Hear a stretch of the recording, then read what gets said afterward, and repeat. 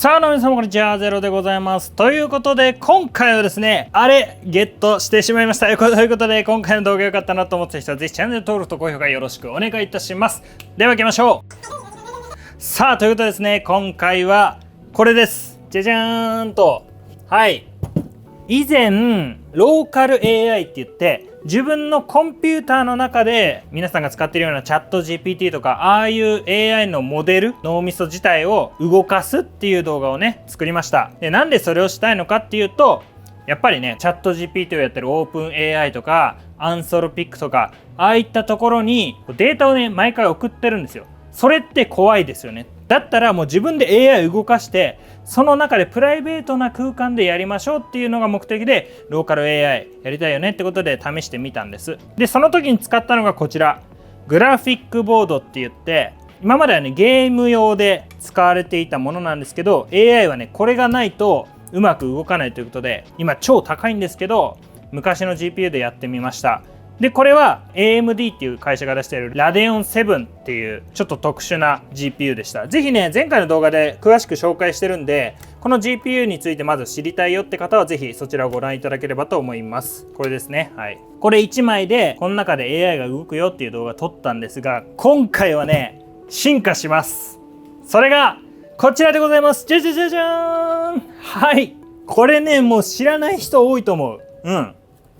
これもねグラフィックボードなんですが、なんと今回タイトルにもある通りガチの AI とかそういう本業のサーバーで使われていた GPU、 こちらをですねゲットいたしましたので、今回はこれで実験をしてみたいと思います。前回はゲーム用一般で販売されていたグラフィックボードを使ってたんですが、今回はサーバーでガチで使われていた GPU でAI を試すというものでございます。さあということですね、今回用意したのはこちら AMD が出している、これと同じですね、 AMD っていう会社が出している MI50 っていう GPU でございます。これもね GPU って言ってグラフィックカード、これですね、見た目同じでしょ、ほぼほぼ、同じなんだけどもデータセンターで使われていた本当の仕事専用のカードなんですよ。これは先ほど言った通り一般向けゲームとかそういうので使ってねっていうものだったんだけど、これはね見た目がシンプルで分かりやすいと思うんだけど本当に仕事用なんですよ。なので全然スペック違います。説明しておきたいのが、これ前回説明した通りちょっと変態スペックなんですよ。 AI に向いてるスペックで作られてるってことでこのラデオン7っていうのを選んだんですけど、それと全く同じぐらいに作られてたものがこれになります。でなんとね中身ほぼほぼ一緒なんです。なのでじゃあ別にね見た目違うだけじゃんってなるんですけども、前回の動画で話したメモリーっていうね今話題のメモリーですよ。これ1枚でなんとこの子の2倍あります。ちょっとおさらいすると、これ16ギガのメモリーが載ってました。十分多いんです。16ギガのメモリーが載ってて動くよっていう GPU だったんですが、これはなんと32ギガ。素晴らしい。32ギガだよ。これ1枚で2倍、つまり前回の動画でやったモデルよりも2倍ぐらいの賢さのモデルを載せることができるんです。例えばこの乗り物は16歳までの人しか乗れません。なので16歳の人の脳みそを使って計算とか文章を作ったりとかしましょう。それではちょっとね経験が足りないじゃないですかね。頭の良さ、頭はいいんだけどちょっと足りないよね、心配だよね。でもこの乗り物ならなんと32歳まで乗ることができる。絶対こっちの方が頭いいじゃん、経験もあるしって感じ。わかります？容量が多いわけですよ。つまり頭のいいモデルが乗る、 AI が乗るってことで今回こちらを用意しました。そして前回実験したこれとほぼほぼ中身は同じなので成果があります、前回の動画で。なので今回はこれすごい扱いやすいということになっております。なので僕は今回これを選びました。でちょっと今回注意なんだけど、 AI 動かす部分で詳細とかは前回の動画見てほしいです。それを踏まえた上でちょっと今回はこれをね先に実験したいんですよ、僕は。なんでかっていうと、皆さんこれ次回の動画になるとは限らないんですけどちょっと時間かかるんだけど、でーれんでーれんでーれんでーれんでーれんでーれんでーれんでーれんでーれんでーれん。分かる人は分かる。これが4台あるとどうなるか。これはお楽しみに。ということで最初の実験やっていきましょう。はい、ということで前置きが長くなりましたが、前回と同じこのね GPU 動かすマシンにまずつけます。バチッと。これは概要欄に貼ってあります。 eGPU って言って、ちっちゃいコンピューター、デスクトップってね、でっかいコンピューターあるじゃないですか。ああいうのを用意しなくても使えるようになるよっていう特別な機械です。それをまず挿します。で、電源を入れます。はい、電源入れました。これでね、電源入れるとこの GPU は動くようになります。で、準備が終わりかと思いきや、今回ね、ちょっと見ていただくと分かるんですが、なんか違うとこありませんか？もちろん見た目は違うんだけど、なんか違うとこあるよね。ファンがついてないんですよ。サーバー用で使われてたものって言ったじゃないですか。つまり業務用なので、こんなね、かっこいい見た目にしないんですよ。これをいっぱい用意して一気に動かすのが前提なんで、こんなとこにファンつけてたら重なった時にさ、風が入んないでしょっていうことで、基本こっちから風入れてこっちから風出す、逆もあると思います。吸ってから吐く、それを前提としてるマシンなんですよ。なのでこのまんまだとファンが回らないのでめちゃめちゃ熱くなっちゃいます。で、落ちちゃうんですよ。ということで、それをですね補助する機械を買いました。こちらでございます。じゃじゃーん。はい、ファンでございます。そしてネジ穴があるんだけど、これ 3D プリンターで印刷してます。これをこういうにつけると、はい、ファンの出来上がり。はい、これでこう縦にファンが回るタイプなんで、こっから風が出てくるんですよ。僕が今言ってた方向に風が出るので、これで問題解決。はい、取り付けました。ちょっと斜めってるけどね、ファンが入ればいいからね。はい、これでですね AI の脳みそとして動くはずです。いやー、楽しみだな。ちょっとサーバー用すぎてね、グラグラする。で、 USB ですね。これを今回ちょっと場所がないのでモバイルバッテリーからいきましょう。はい、これでスイッチオン。回ってたよね今。来た。前出しましたね。はい、これでね前から風が出てます。 OK、 これで準備 OK。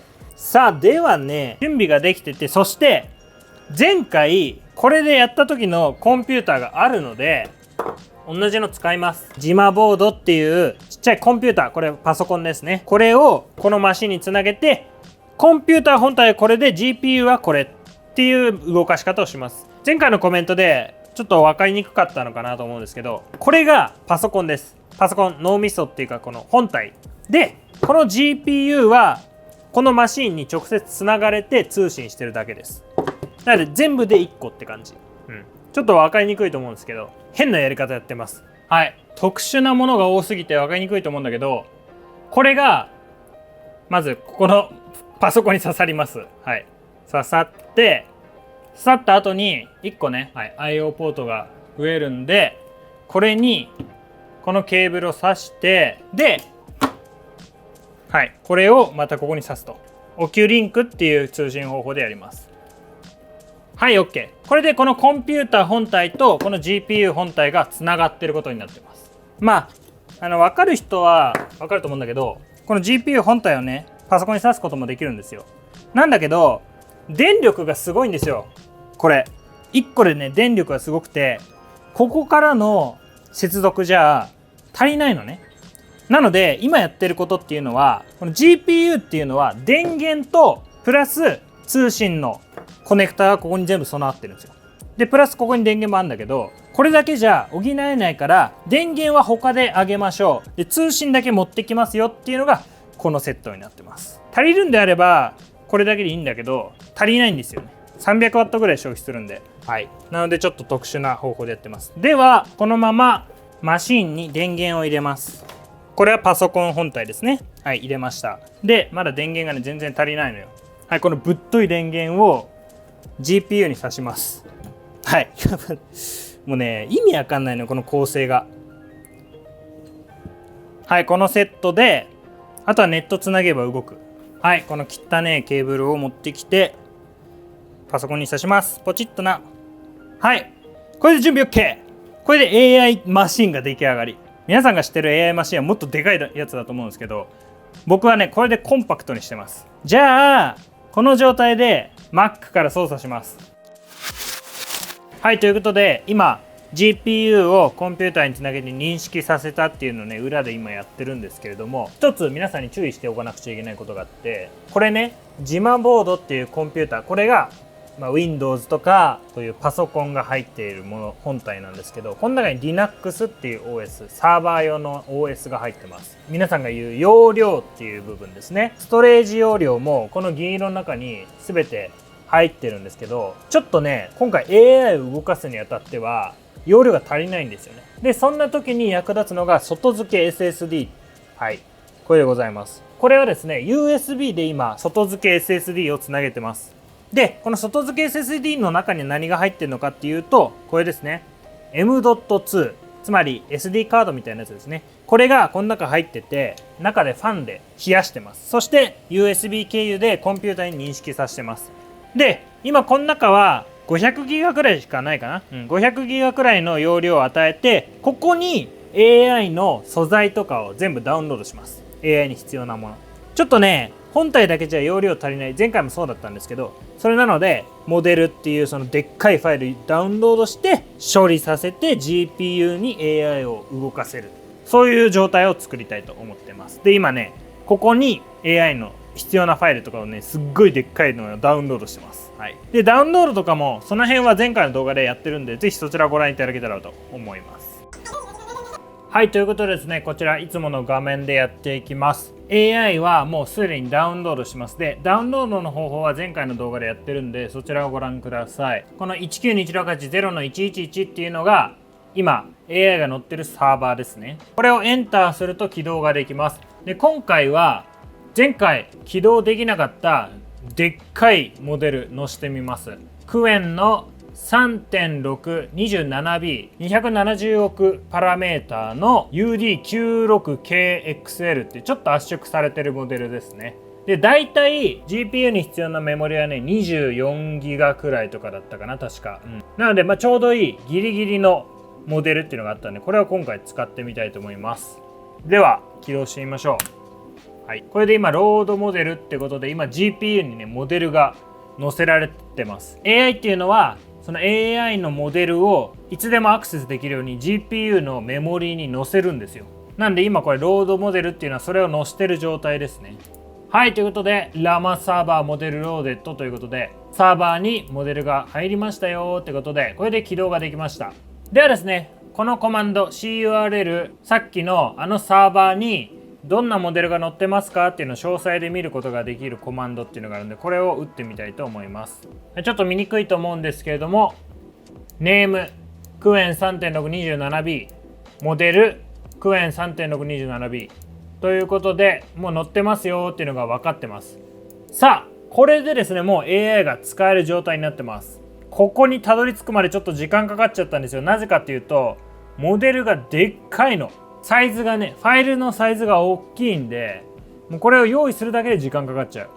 はい、ではですね、もうこの状態で使えるので、今回もアプリ、チャット GPT みたいなアプリを使って、実際にあのサーバーに話しかけてみたいと思います。で、今回はこちら、僕が今作ってるファスト AI っていうね、こういった時に使うためのアプリでございます。これで今まで動画でやってたような内容ができるよっていうアプリを作ってるんで、ぜひ配布が始まったらぜひ皆さんもね使ってみてほしいんですが、これで今回はやっていきたいと思います。これの設定のプロバイダーってとこにあるこれですね。はい、オラマローカルって言って、さっきの AI のサーバーのアドレスを入れていきます。これですね、192.168.0.111で今回のモデルを指定で、こんだけで大丈夫です。これで追加できてます。はい、ではこの状態でちょっと試しに何かしら話しかけてみたいなと思います。こんにちは、みんなで自己紹介してください。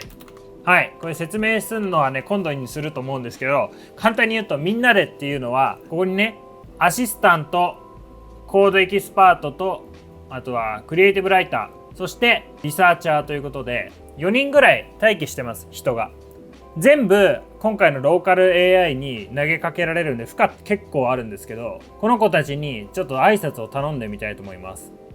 では行きます。これを送ると、はい、では行きましょう。これで送ったら開始します。さあどんぐらい時間かかるかな。さあこれをちょっと動かしながら裏を見てみると、はい始まってますね。これサーバーのログっていうんですけど、今 AI にどんな指示が来たよとかどのぐらいの処理してますよっていうのが今ここで表示されてます。さあどうなるかな。お、来た。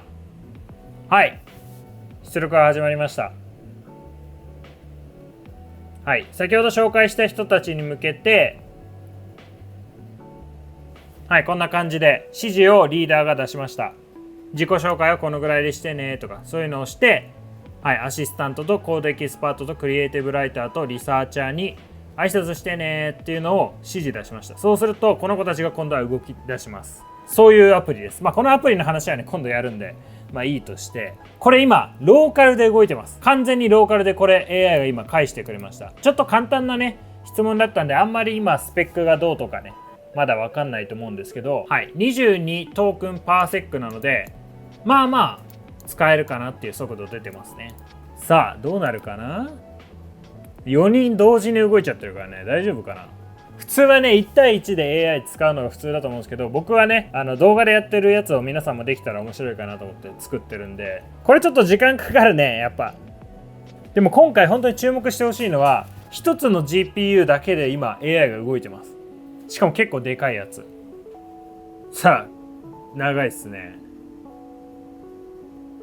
あ、エラー出た。なんかやばい、メモリが足りないってちょっと多すぎたか、一気にやるには。頑張ってたんだけどね。はい、またリーダーがね指示出してくれたんだけど、ちょっと一回止めようか。はい、こういう時のためにねグループ編成できるんですよ。これアシスタントだけ喋ってくれればいいから。はい、1人ぐらいがせいぜい動かせるあれかな、この感じだと。お、来た。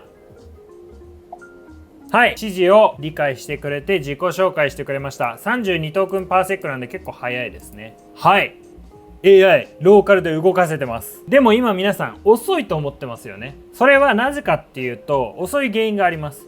このアプリを使うと相当なね、この僕がこれ「こんにちは自己紹介お願いします」って言ってる以前にもっとね細かい指示があるんですよ。例えばあなたはアシスタントですっていうね指示が入ってるんで、それを理解するのがね AI 時間かかっちゃってるんですよね。だけどこれ無料でできてますから今。じゃあなんかやらせてみようかな。ファイル作らせてみたりしますか。さあアシスタントにかっこいいホームページを作ってほしいっていうのだけ言ってみました。でこのアシスタントは今回作ったこのフォルダーの中にファイルを作ったりすることができるようになってますんで、じゃあ今から頑張ってもらいましょう。お、始まりましたね。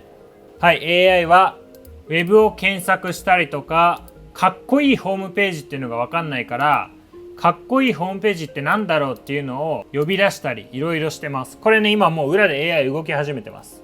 ローカルでですよ。これでホームページもし出来上がるとすればすごいよ。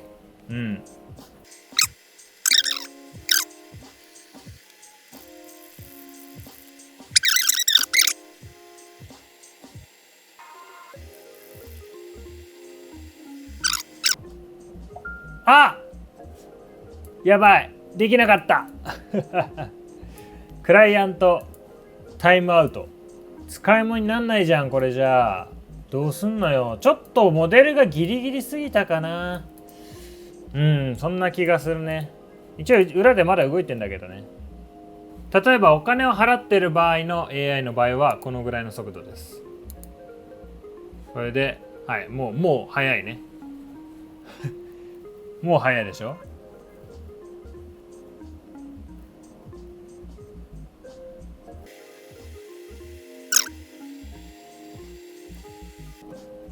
はい、もうできてるっぽいですね。ちょっとずつ。はい、早いね。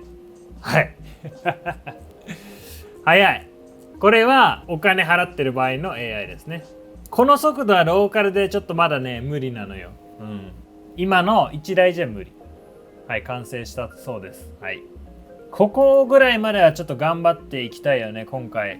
このぐらいのホームページだったら今の AI 作れるからね、余裕で。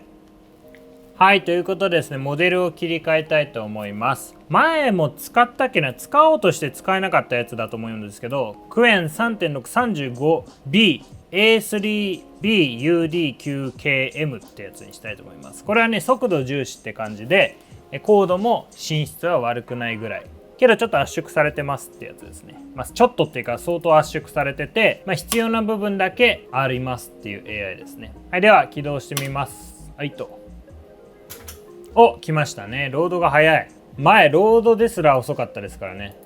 ではこの状態でアシスタント設定したんで、2回目のファイル作るのやってみましょう。じゃあ1回目でやったこのかっこいいホームページを作ってってやつを2回目でいきます。せーの、はい。さあいけるかな。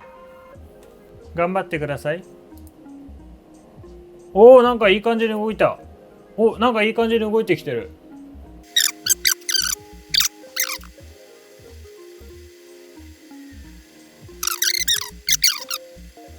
いやでもローカルで動くっていうだけでね、もう素晴らしい。もうこの何回かのターンで AI は何回も回答してるわけですよ。昔ね、AI に無限に話させるっていう動画で解説しましたけども、ここの1回のターンでもうすでに AI は僕の質問について必要なものを回答してるんで、もう6回くらいはターンをやってるわけですね。2026年トレンドに反映したダークテーマグラスモーフィズルアニメーションのモダンなライティングページを単一 HTML で作成します。お願いします。さあうちの GPU でいけるんでしょうか。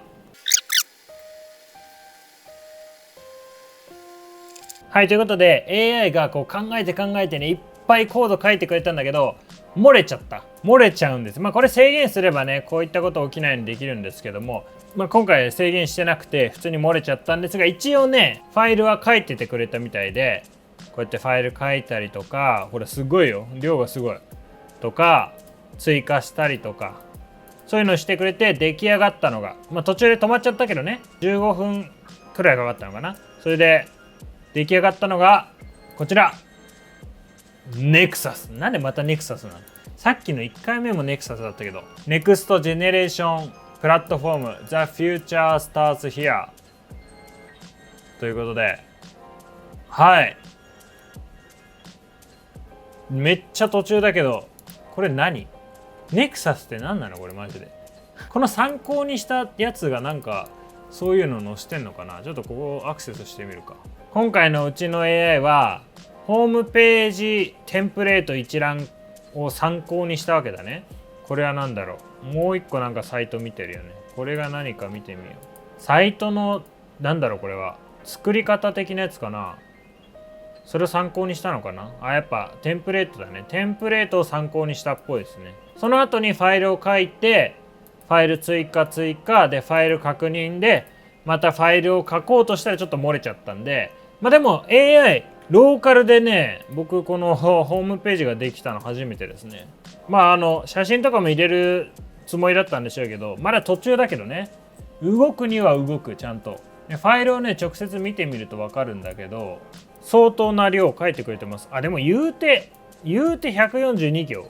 横に長いとかそういうことでもない。横に長いのか。横に長くて142行なんで、ちょっとコードはこう寄っててね、汚いっていう人もいると思うんだけど、悪くない出来にはなったんじゃないかなと思います。綺麗に並べるとこんな感じですね。400行ぐらいを一発で書いてくれましたね、ローカルで。素晴らしい。普通の AI はここまでしてくれなくて、こういうツールを使えるように育てると、ホームページが誰でも作れるようになるといった感じでございます。ここね、トークンが漏れちゃうのが問題だね。ちょっと足りなかったね、やっぱり。まだ余裕はあるからな。いけないことはないけど、ちょっと待ってると時間かかるかなって感じですね。ではですね、今度は先ほどみたいに難しいことはさせずに、チャットだけ、つまりチャット GPT とかジェミニのように質問だけ聞くような状態にしてます。これで聞いてみましょう。こんにちは。自己紹介してください。これはですね、何回もターンしないで1回で回答してくるタイプ。そうすると、シンキングって言ってね、はい、このように早い、めちゃめちゃ早い、すごいね。では例えばノイチ0って知ってますか？はい、これ検索できるかな？ノイチ0って知ってますかって。これはですね、検索したりとかその辺が長いかなと思います。ほら、でもこのスピードで書いてますから今。さあ、で今度は Web で検索します。さあ、また考え出した。結構難しいこと聞いちゃった、もしかしてでもめちゃめちゃ速い。ローカルとは思えないぐらい速いね。これ今シンキングって言って頭の中覗いてるんですけど、この速度で今考えてくれてます。ノイチ0についてこんな考えることないよね。でも普通の AI もこんな感じで実は裏で考えて声に出してないだけっていうのも多いですね。知ってますかに対して考えてるわけですね。何を知りたいんだろうって、人物を知りたいのかなとか。これもこのテキストサイズがちょっと小さすぎるね。もうちょっとでかくしよう。じゃあ他の質問でやってみましょう。じゃあ量子コンピューターついて教えてください。はい。量子コンピューターの知識があるか分かんないけどね。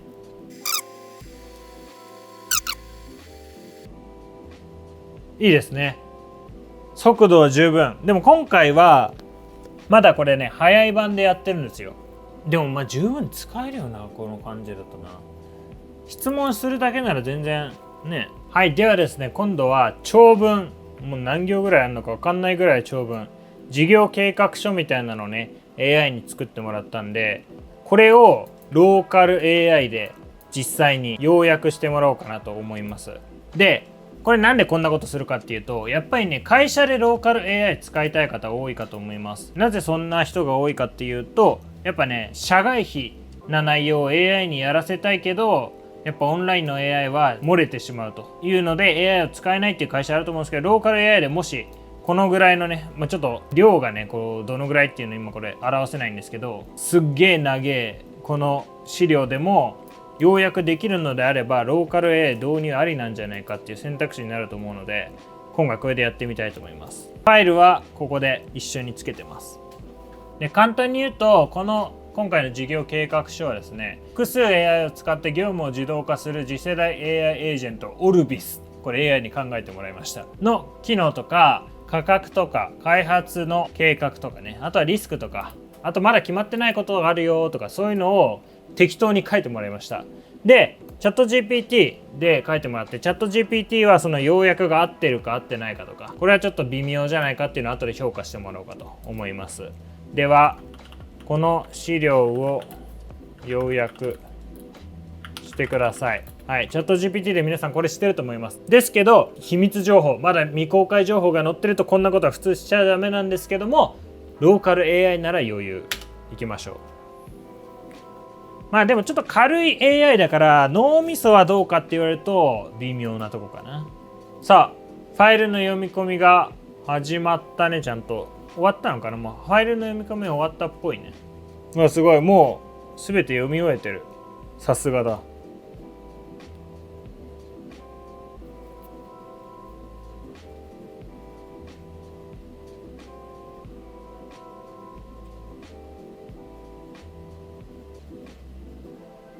早い早い早い。めちゃめちゃ早い。いいやん。はい、ということで、じゃあこの要約された資料、日本語とか特におかしそうなところは多分このモデルではあんまないと思うので、このまんまちょっと読んでみた後にチャット GPT に評価してもらいましょう。提供された資料は次世代 AI エージェントの総合基盤のオルビス開発事業化資料の要約です。素晴らしい。ちゃんと合ってますね。で、中核機能だからこんな機能があるよとか、その辺をちゃんとこうピックアップして資料を読んであげてくれてます。で、対象ユーザーとかもね、資料の中に書いてあったんですけど、個人開発者、コンテンツ制作者、多分この辺はちょっと予想で書いてる気がしますね。中小企業、大手企業で、販売方式は案 C、 ローカル基本機能買い切り、クラウド同期チーム機能の月額制が有力とか、ね、初年度1万ライセンス、単価4950円相当だが、手数料返金等を引いた実質単価は3860円。この感じだとちゃんと要約できてそう。では、チャット GPT から要約の点数見てみましょう。星5の中で、チャッピーがつけてくれたのは 4.5 です。いい点は今回のこの事業計画書の内容をしっかり理解していて、ただの AI を作るっていう企画じゃなくて、このエージェントみんなで協力して作るよっていう AI を作るっていうのをちゃんと理解してるよとか、品質のところとかちゃんとまとめてますねって。で、減点した点、一部を確定的に表現しすぎ。それは AI だからっていうのもあるかもしれないね。適当に書いちゃうところもありますよね。要約で、あとチャッピーが言うのはちょっと厳しいなと思うのは、要約と言いながら長い、もうちょっと圧縮できるんじゃないかっていうのがチャッピーの案だそうです。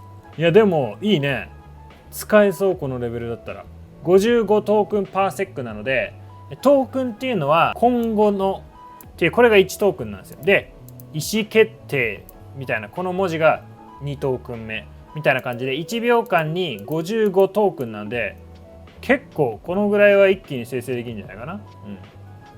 一文字じゃないんですよ。1トークンは今後のみたいな、この一文章の1個みたいな、その塊を1トークンって数えてて、パーセックなので1秒間に55の塊を一気に生成できてるっていう評価で速度が出てます。これ今回速度重視でちょっと早めのモデルにしてっていうのでやってるんで、このぐらいは出るんじゃないかなとは思ってます。じゃあ最初にやったちょっとデカめのギリギリのモデルで最後やってみたいと思います。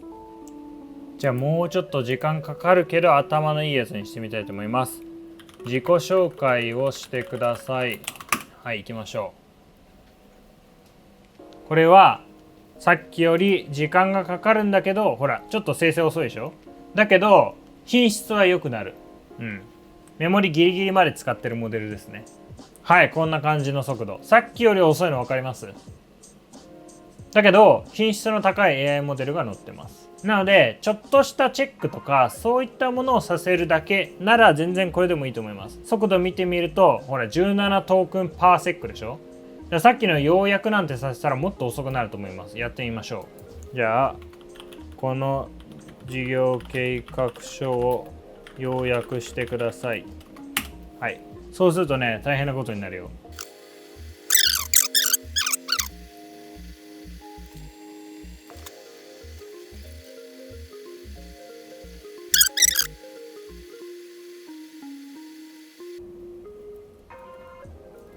あれ、また足りなかった。テロリーン。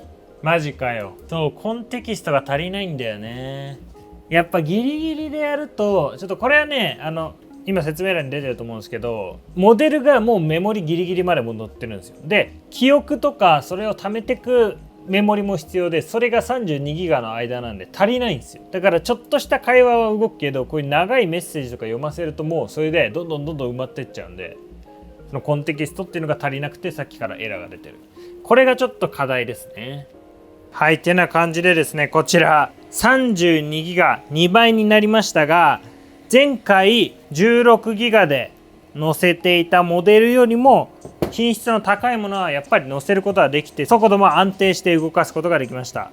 一応ね、温度測ってみるとね、 GPU はそんな熱くなってないよね。今使ってないっていうのがあるんだけど、やっぱこのコンピューター本体が50度ぐらいになっちゃうね。 GPU は43度。まだフルで使ってないからっていうのもあるのかな。全然熱くねえ全然熱くねえや。これは本体と SSD が熱いかな。なんで50度ぐらいでまだ全然いけてますね。前回も言いましたけども、パソコン本体が消費電力少ないんで、ほんと GPU の電力だけで AI を動かしてるようなもんだと。これはですね、電気代で言うと結構抑えてる方なんじゃないかなと思います。例えばこれにデスクトップとかやるとさらに電気が消費されちゃうんで、でも言うてこいつ 300W 消費するんだけどね。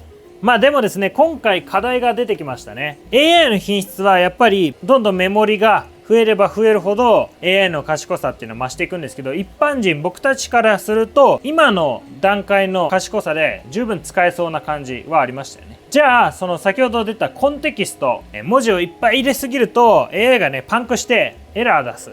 あれを防ぐにはさらにメモリを増やす必要があるということで、次回というかもうちょっと先になると思うんだけど、これをですね4台用意してますので、計算皆さんに任せますが、その4台を使ってですねでっかい AI サーバー作ってみたいと思ってますので、ぜひお楽しみにしていただけたらと思います。例えばこれとこれを合体させることもねできなくはないんですよ。ほとんど同じだから。サーバー用とねやっぱゲーム用は少し仕様が違うので、今回はサーバー用をねいっぱい用意したんで、それで実験してみたいんだなと思っております。ということで今回の動画良かったなと思った人、ぜひチャンネル登録と高評価よろしくお願いいたします。一応ねこれが 2,3 万の時はいいと思うんだけど、今ね6万以上絶対するんで、買いたいよでもちょっと怖いっていう人はやめた方がいいかも。興味あるけどっていう人は家にある GPU で今遊んだ方がまだ楽しいかもね。もう少ししたらもう本当に古い GPU なんで8年前だからね、だんだんまた値段落ちてくると思うんだけど、今はちょっとピークです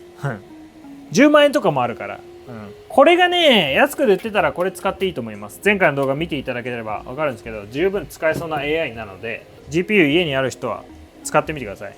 8ギガの VRAM メモリだとちょっと足りないかもね、はい、ということで、ではまた。